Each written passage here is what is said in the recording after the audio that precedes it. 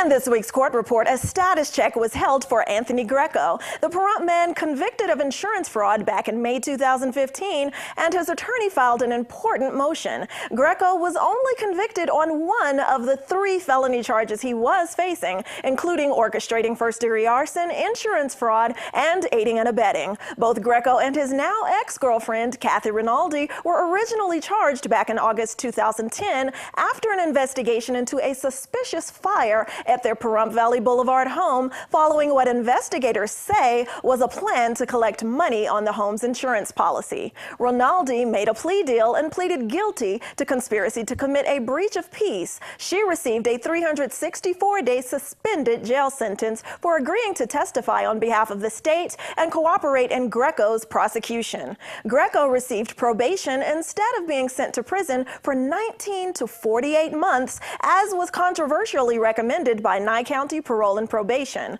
Both Rinaldi and Greco were ordered to pay restitution to the insurance company in addition to other financial penalties to court-affiliated parties. However, Greco was ordered to appear in court back in December to explain why he was not paying the fines that are part of his conviction, because failure to pay would result in a probation violation and jail time. And Greco was indeed arrested and remains in custody. During Greco's status check, his attorney filed a motion to reconsider the revocation. Greco's case is due back in court March 27th.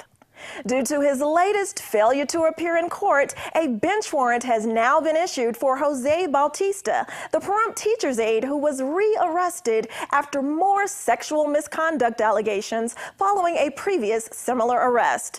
Bautista was scheduled for an arraignment March 17th, but was a no-show, so the court issued that warrant. Bautista was also a no-show for court back on February 24th. The defendant is facing a laundry list of charges. Back in October, a female Pahrump Valley High School student made sexual assault allegations against Bautista, and back in September, similar claims were made.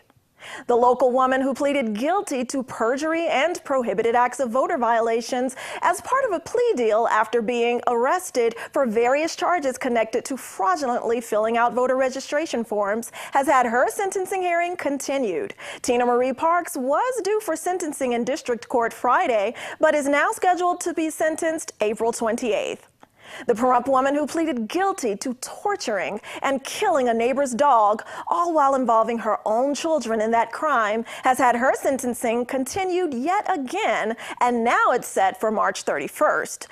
Christina Furtado was scheduled to be sentenced March 17th after other previous continuances. This has been your court report. I'm Eunette Gentry for News 46.